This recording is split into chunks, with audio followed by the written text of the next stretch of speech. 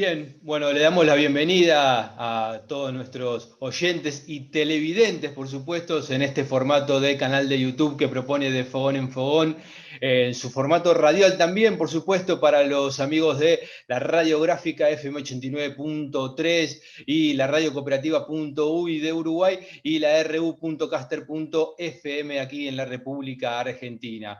En este caso, continuamos ¿sí? Con estas charlas, con este ciclo que nos propusimos junto a Ernesto Agassi de Pensar el campo en el Río de la Plata. Y venimos con una trayectoria histórica, ¿sí? Estamos entrando ¿sí? En esto del campo en los inicios del siglo XX.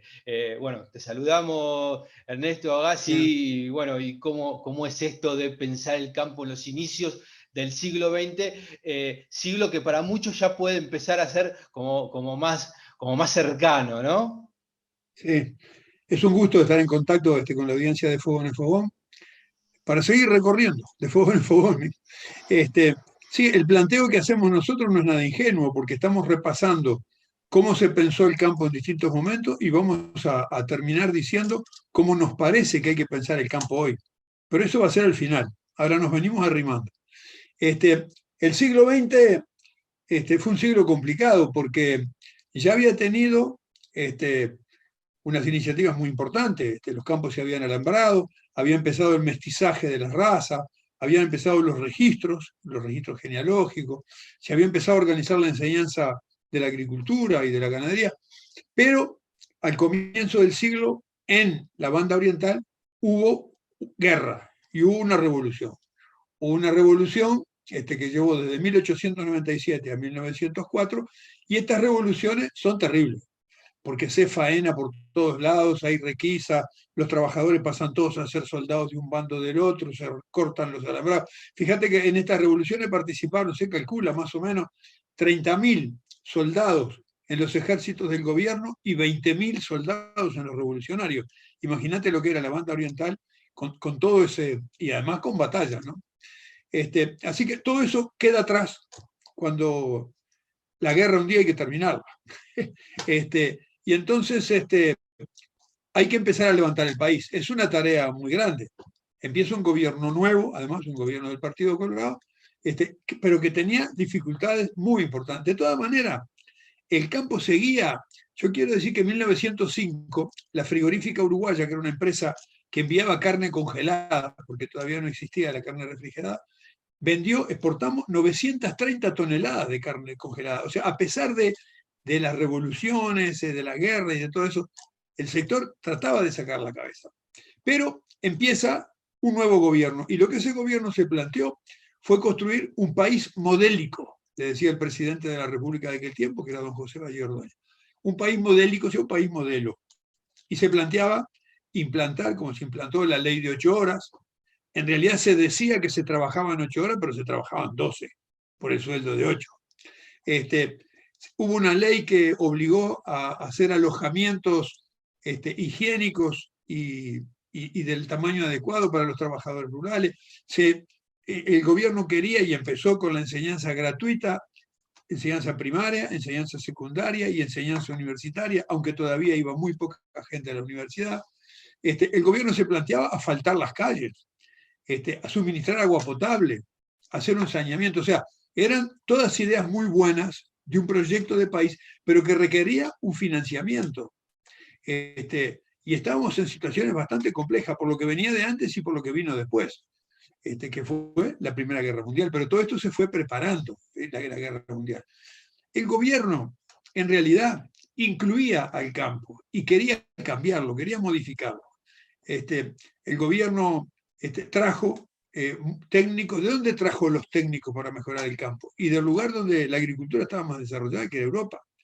Trajo al doctor Alberto Berger para empezar las investigaciones, creó las facultades de agronomía y de veterinaria. El presidente de la República le encargó al ministro de Relaciones Exteriores que consiga al mejor agrónomo del mundo y al mejor veterinario del mundo para crear las facultades de agronomía y de veterinaria. Así trajo el doctor Bahaus para agronomía y el doctor Salomón para veterinaria. Creó los campos experimentales. El gobierno creó muchos institutos de química para los análisis. O sea, el gobierno quería transformar. siguiendo un modelo que incluía la agricultura y la ciencia. Era un modelo diferente al que venían llevando las estancias en el Uruguay. En realidad el gobierno no pensaba que los estancieros eran contrarios a la construcción de la república, que era lo que pensaba todos los días el gobierno. Hay que construir una república, hay que construir las instituciones, hay que hacer un palacio legislativo y un palacio de gobierno. Todo esto costaba recursos, ¿no? Pero no, en realidad en el Uruguay, a diferencia de lo que fue en la Argentina, no se pensaba que el sector productivo eran retardatarios y contrarios a la república. En realidad el proyecto de país que tenía el gobierno era humanizar el capitalismo. Lo que decían los dirigentes del Partido Colorado es que lo que en la Argentina es socialismo, acá en el Uruguay es Partido Colorado. ¿No? Entonces, pero quería hacer las transformaciones desde el gobierno.